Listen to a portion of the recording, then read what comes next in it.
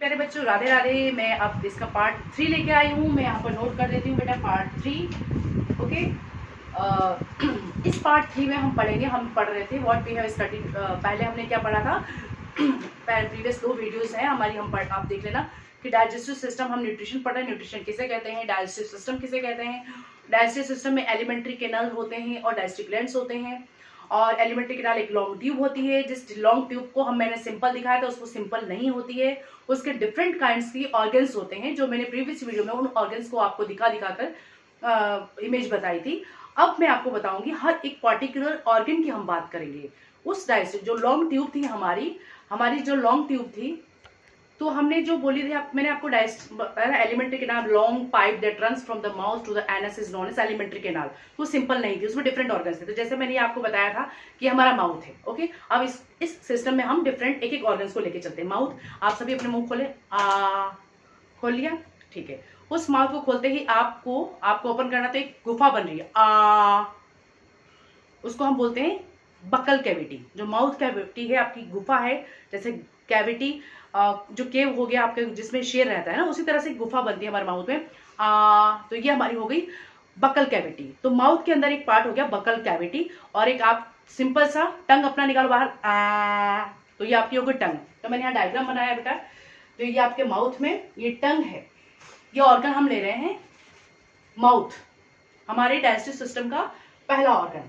उसके पहले ऑर्गन के जो इस होल एरिया है जो खुलता है, उसको हम बोलते हैं बकल कैविटी। क्या बोलते हैं, बकल कैविटी। तो आप इसमें सिंपल में ऐसे लिख करके आप नोट्स बना सकते हैं कि इसमें बकल कैविटी होती है, माउथ की जो ओपनिंग है उसको हम बकल कैविटी कहते हैं। इसमें लॉन्ग मस्कुलर ऑर्गन होता है जिसको हम टंग कहते हैं। ये क्या काम करता है, फूड को पलटने में। ओके, और साथ में इस मुंह के अंदर ही हमारे कुछ ग्लैंड्स होते हैं, सलाइवरी ग्लैंड्स होते हैं, जो सलाइवा सिक्रेट करते हैं, जो बहुत मोस्ट इंपॉर्टेंट है।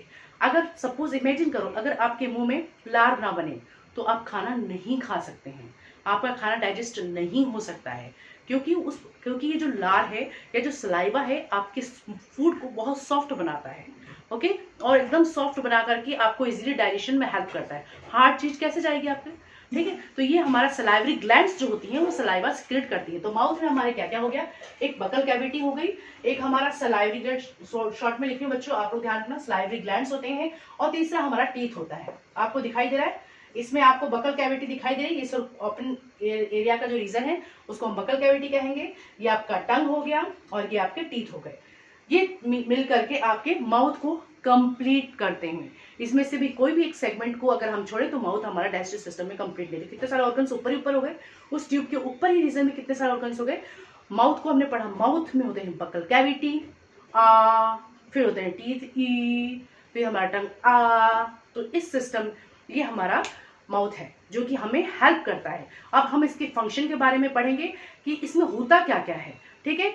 तो अगर हम पढ़ें तो अब आप सबसे पहले स्क्रीनशॉट ले लो, मैंने क्या लिखा है, माउथ हम पढ़ रहे हैं।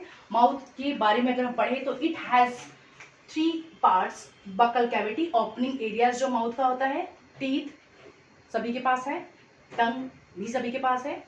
अब क्या काम है, क्या रोल है, माउथ का क्या इंपॉर्टेंट रोल है, तो अगर हम पढ़ें तो सबसे पहले we put food in the mouth. जो इंजेशन प्रोसेस होता है, खाना ingestion, digestion, absorption, assimilation and egestion, जो प्रोसेसेस हमने पढ़े थे डाइजेस्टिव सिस्टम के अंदर, जो न्यूट्रिशन में होते हैं प्रोसेसेस, उस प्रोसेस में पहला जो प्रोसेस है ingestion, putting food in the mouth. वो पुटिंग फूड तो कहाँ रखते हैं हम, माउथ में। तो हमारे माउथ में ये हम रखते हैं, तो ये इसका काम हो गया एक। दूसरा हो गया digestion of food starts, that is very very important बेटा, इसको मेक इट अ पॉइंट और आप इसको नोट्स बना लेंगे।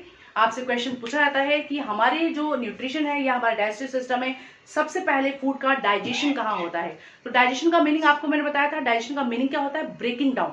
डाइजेशन का मीनिंग आप ये नहीं बोलोगे कि पचना, पचने का मीनिंग बताओ, मतलब ब्रेक डाउन होना, जो आपने फूड रखा है उसका टूटना। तो सबसे पहले आपका फूड कहाँ टूटता है बताओ, हमारे माउथ में, in the mouth itself, because there are the teeth, जो हम टीथ है वहाँ, वो टीथ हेल्प करते हैं, हमारी टंग उसमें हेल्प करती हैं। तो ये आपका डाइजेशन फूड का स्टार्ट होता है माउथ में।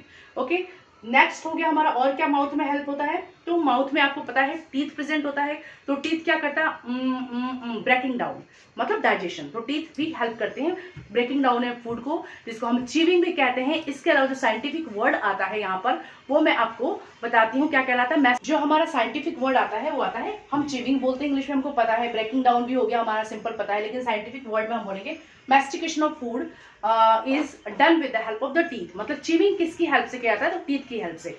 तो ये हमारे माउथ में काम हुआ। एक और ऑर्गन है जो हम भूल रहे हैं, हमने बकल कैविटी की बात करी कि वहां हम रखते हैं, उसके बाद टीथ उसको ब्रेक डाउन करता है, और ब्रेक डाउन कर देंगे, लेकिन इसको सॉफ्ट कौन बनाएगा, निगलने में कौन हेल्प करेगा। तो सॉफ्ट बनाने के लिए कुछ ग्लैंड्स हमारे माउथ में होते हैं जिनको हम बोलते हैं सलाइवरी ग्लैंड्स, और ये एक एंजाइम निकालती हैं जिसको हम जूस को बोलते हैं सलाइवरी जूस। इस जूस में एक स्पेशल एंजाइम होता है, केमिकल होता है जो आपके फूड को और सिंपल करता है। ओके, अब हमारा जो मस्कुलर ऑर्गन है टंग, तो टंग जो होता है muscular organ which is present in the buccal cavity, और वो अटैच होता है पीछे फ्लोर से, आपके माउथ के फ्लोर से अटैच होता है। और ये किसमें हेल्प करता है, mixing of food with saliva. लार में फूड को कौन, हमारे जब चम्मच यूज करते हैं हम हिलाने के लिए सब्जी को, तो हमारे माउथ में वो काम कौन करता है, हमारा टंग करता है कि खाना इधर से उधर जाए हमारे माउथ में इजीली। ओके, तो अब हम जो सलाइवी ग्लैंड्स जो हमारा था माउथ के रिप्रेजेंट होती हैं, ग्लैंड्स होती हैं, वो एक जूस निकालती है, उस जूस को हम बोलते हैं सलाइवा। हम क्या बोलते हैं, लार। ओके, और लार ये सॉफ्ट करता है फूड को।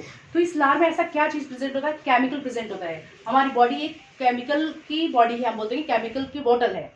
तो हमारी जो सलाइवरी ग्लैंड्स हैं वो सिक्रेट करती हैं जूस, उसको हम बोलते हैं सलाइवा, या हिंदी में आप बोलते हैं लार। ओके, इस लार में एक एंजाइम होता है, हम बोलेंगे एंजाइम वर्ड, एक तरह का केमिकल, लेकिन आपको अब यूज करना है एंजाइम। ये वो केमिकल एंजाइम है जिसका नाम है, वेरी वेरी इंपॉर्टेंट, वो मोस्ट इंपॉर्टेंट जो पार्ट है आपको हम बोलूंगी कि इसको सलाइवा जो लार है उसमें एक केमिकल होता है, आपको केमिकल नहीं कहना है, अब आपको बोलेंगे, आप बोलेंगे एंजाइम, क्योंकि आप क्लासेस अब अगर नेक्स्ट क्लासेस में जा रहे हैं आगे से आगे, आप बोलेंगे आप एंजाइम। उस एंजाइम का नाम है सलाइवरी एमाइलेज, जहां पर एज वर्ड आता है बेटा वो केमिकल, वो एंजाइम को डिनोट करता है, salivary amylase. That is very very most important, exam में पूछते हैं कि सलाइवरी एमाइलेज कौन सिक्रेट करता है, तो सलाइवरी ग्लैंड्स, और ये किसमें होते हैं, सलाइवा में। इसका मेन काम क्या होता है, आप जो खाना खाते हैं, हम बोलते हैं उस खाने में केवल आपका स्टार्च नहीं होगा, केवल प्रोटीन नहीं होगा, बहुत से सारे फूड होते हैं जिसमें कुछ ना कुछ पार्ट्स होते हैं हमारे सारे न्यूट्रिएंट्स के। तो अगर आपने खाना इस तरह का रखा है जिसमें स्टार्च भी है, तो आपके फूड का स्टार्च वाला पोर्शन जो टूटेगा वो माउथ में टूटता है, और माउथ में मतलब वो कौन तोड़ेगा, आपका सलाइवा। आपका लार क्या तोड़ता है, स्टार्च को तोड़ता है, और स्टार्च टूटेगा किसके हेल्प से, सलाइवरी एमाइलेज, क्योंकि हमारे लार में एक केमिकल होता है जिसको हम बोलते हैं सलाइवरी एमाइलेज। ये हमारे फूड के स्टार्च वाले पार्ट को तोड़ता है, क्योंकि स्टार्च को हम बॉडी में इजीली एब्जॉर्ब नहीं कर पाएगी, तो स्टार्च को ब्रेक करता है, मतलब डाइजेस्ट करता है। आपसे क्वेश्चन पूछ सकते हैं, where from digestion starts, first तो हमारा माउथ, और किस चीज का माउथ में डाइजेशन होता है, स्टार्च का, और कौन करता है, सलाइवरी एमाइलेज। तो आप स्क्रीनशॉट ले लेंगे इसका, और आपको मेरी वीडियो कैसी लगी, अच्छी लगी तो लाइक एंड सब्सक्राइब करें और शेयर करना मत भूलें।